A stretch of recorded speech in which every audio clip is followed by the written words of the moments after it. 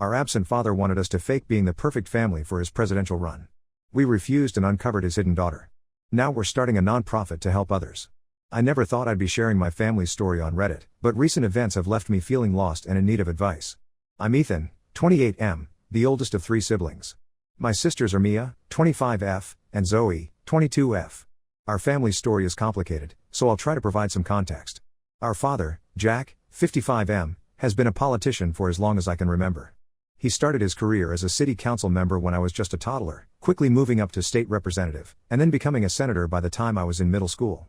His ambition has always been his driving force, often at the expense of his family. Mom, Sarah, 50F, used to be a high school teacher. She loved her job and was passionate about education. However, when Dad's political career started taking off, he convinced her to quit and become a stay-at-home parent. He said it would look better for his image to have a wife fully dedicated to the family. Mom reluctantly agreed, thinking it would be temporary. As kids, we rarely saw Dad. He was always at some political event, fundraiser, or on the campaign trail. Even on the rare occasions when he was home, he was glued to his phone or laptop, constantly working. I remember one Christmas when I was about 10, Dad promised he'd be home for dinner. We waited for hours, our food getting cold, until Mom finally told us to eat. Dad showed up around midnight, muttering something about an important meeting running late. Mom did her best to keep our family together. She attended our school events, coached our sports teams, and tried to create a sense of normalcy. But as the years went by, I could see the toll it was taking on her. She became quieter, her smile didn't reach her eyes anymore, and she started spending more time alone in her studio, painting to escape reality. When I was 16, everything changed. Mom had been talking about going back to teaching, but Dad kept dismissing the idea. One night, I overheard them arguing. Mom was in tears, saying she felt like she had lost herself, that she was nothing more than a prop for Dad's political career. Dad's response was cold. He said she knew what she signed up for when she married a politician, and that her job was to support his dreams. The next day, Mom told Dad she wanted a divorce. I'll never forget that moment. We were all at the breakfast table, a rare occurrence. Dad barely looked up from his phone, nodded, and said he'd have his assistant sort out the paperwork. Mia, who was 13 at the time, burst into tears. Zoe, only 10, didn't fully understand what was happening. I felt a mix of relief and anger, relief that Mom was finally standing up for herself, and anger at Dad for his indifference. The divorce was messy. Dad didn't want to give up his picture-perfect family image, so he fought hard to keep custody of us. Not because he cared, mind you, but because it looked good for his political career. He even tried to paint Mom as an unstable alcoholic, she wasn't, to gain full custody. Mom fought back with everything she had, and eventually, they settled on joint custody. After the divorce, Mom threw herself into rebuilding her life. She started an interior design business, channeling her creativity and the skills she had honed decorating our house for Dad's political events. It was tough at first, but she persevered. Watching her rediscover her passion and confidence was inspiring. Dad, on the other hand, became even more absent. He'd drag us to political events when it was his weekend with us, parading us around like show ponies. He'd introduce us to his colleagues, making us recite rehearsed lines about what a great father he was. It was all fake, and we hated every second of it. As soon as I turned 18, I left for college and never looked back. I chose a school on the opposite coast, as far from Dad's influence as possible. My sisters followed suit as soon as they could. We'd visit Mom regularly, but we avoided Dad like the plague. He didn't seem to notice or care, as long as we showed up for the occasional photo op. Over the years, we've built our own lives. I became a software engineer, Mia went into marketing, and Zoe is in her final year of law school. We're close with Mom, who's now a successful businesswoman with her own design firm. Dad remained in our lives peripherally, sending expensive gifts on birthdays and holidays, always with a note reminding us of his important position and how lucky we were to be his children. Fast forward to last month. Dad called us all for a family meeting. We were surprised because he never does that unless it's for a photo op. When we arrived at his mansion, yes, he lives in a freaking mansion now, he dropped a bombshell on us. Apparently, he's planning to run for president in the next election. And he wants us to be part of his campaign. He laid out this whole plan about how we'd be the perfect first family, how we'd attend rallies, give speeches, and do interviews about what a great father and leader he is. He even had a team of image consultants ready to give us makeovers to fit the first family image. I was speechless. Mia started laughing hysterically, and Zoe just walked out of the room. Dad looked confused, like he couldn't understand why we weren't jumping at the chance to help him achieve his dream. He started talking about the opportunities this would bring us, how we'd be set for life, how doors would open for us in ways we couldn't imagine. I told him flat out that there was no way in hell we were going to be part of his charade. I listed out all the times he'd let us down, all the important moments he'd missed, all the times he'd chosen his career over us. I reminded him of how he tried to smear Mom during the divorce, how he'd used us as props throughout our childhood. He got angry then, saying we owed him for all he'd done for us. He talked about the expensive schools he'd paid for, the connections he'd given us, the comfortable life we'd led because of his success. He couldn't seem to understand that what we had wanted was a father, not a benefactor. Then he pulled out his trump card.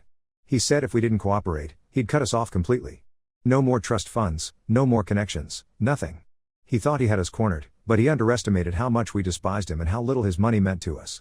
We walked out, all three of us, leaving him fuming in his fancy living room. Now, he's been calling and texting nonstop, alternating between threats and bribes. Mom's supportive of our decision, but she's worried about the fallout.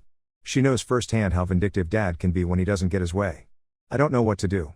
Part of me wants to expose him for the terrible father he is, to make sure the world knows the truth behind his facade of family values. But I know that could backfire spectacularly.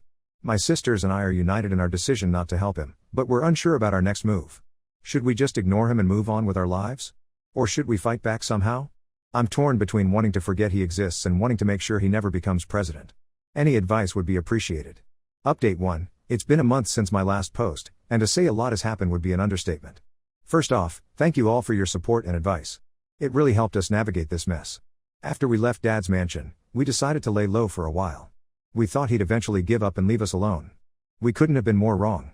About a week after our confrontation, Dad's campaign team started reaching out to us individually. They tried to sweet-talk us, offering ridiculous amounts of money and promising us high-profile positions in the administration if Dad won.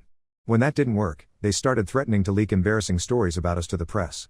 Mia nearly caved under the pressure. She's always been the most image-conscious among us, a trait I suspect she developed as a coping mechanism during our childhood in the public eye. The thought of her reputation being tarnished scared her. There was an incident in college where she got into a bar fight defending her friend from a handsy guy. Nothing major came of it, but Dad's team somehow got wind of it and threatened to spin it as a pattern of violent behavior. Zoe and I had to talk her down, reminding her of all the reasons we decided to stand against Dad in the first place. We spent a whole night reminiscing about our childhood, the good and the bad. We remembered the rare moments when Dad actually showed up, like the time he surprised us by coming to Zoe's middle school play. For a brief moment, we felt like a normal family. But then he spent the entire car ride home on the phone, planning his next campaign move. Things took a turn for the worse when Dad's team actually did leak a story. They released photos of me from college, partying and drinking.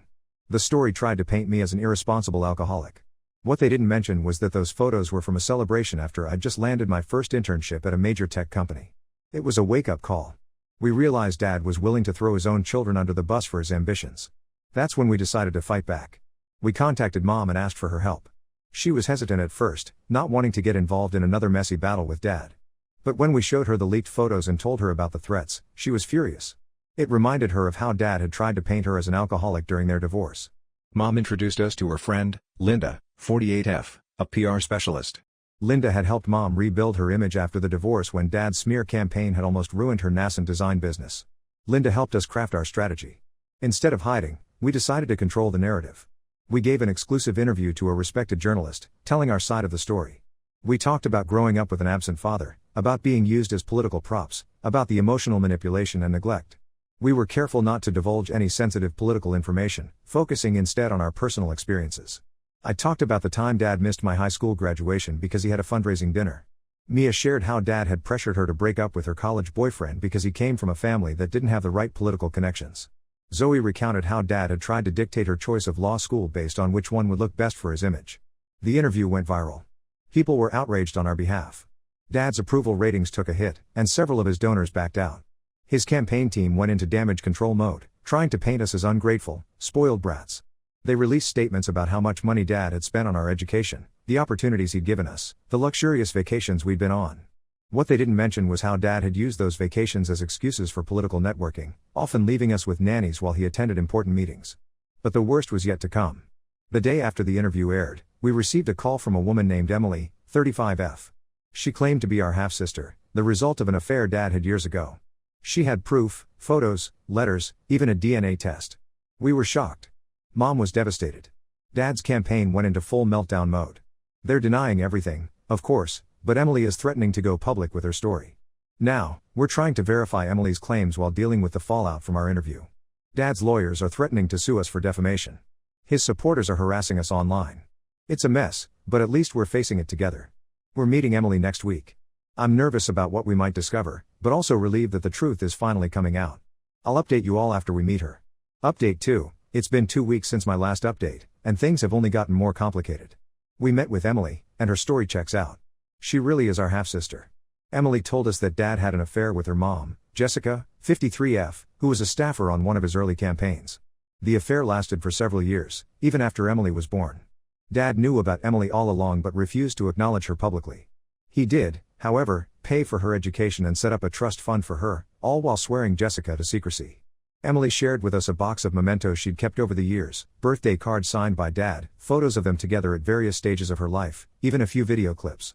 It was surreal seeing Dad act like a caring father to her when he was so absent in our lives. There was one video that particularly struck me. It showed Dad teaching Emily how to ride a bike.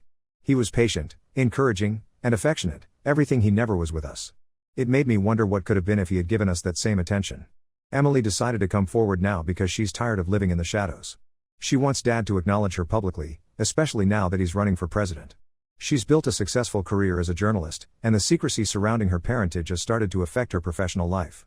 She's had to turn down assignments covering Dad's political career to avoid any conflict of interest. We've been spending a lot of time with Emily, getting to know her. It's strange, but in a way, it's been healing for all of us. We're bonding over our shared experiences with Dad's neglect and manipulation. Emily's perspective has been eye-opening. While we resented Dad's absence, she resented his presence in her life being a secret. It's made us realize that no matter how he acted, Dad managed to hurt all of his children. Meanwhile, Dad's campaign is in shambles. The news about Emily leaked, not from us. We suspect it was someone in Dad's team trying to get ahead of the story. Dad was forced to acknowledge her publicly, but he's spinning it as a story of redemption and forgiveness. He's claiming he kept Emily a secret to protect her privacy, and that he's always loved her as much as he loves us. It's all BS, of course. Mom is taking it hard. She suspected Dad might have had affairs, but finding out he had a whole other child has reopened old wounds. She's in therapy now, trying to process everything. She told us about the times she confronted Dad about his late nights and mysterious phone calls, and how he always managed to make her feel like she was being paranoid. It's bringing back a lot of painful memories for her. As for us, we're standing firm in our decision not to support Dad's campaign. In fact, we're considering going a step further. Several political action committees have approached us, asking if we'd be willing to speak out against Dad's policies and character. We're torn about it. On one hand, we want nothing to do with politics.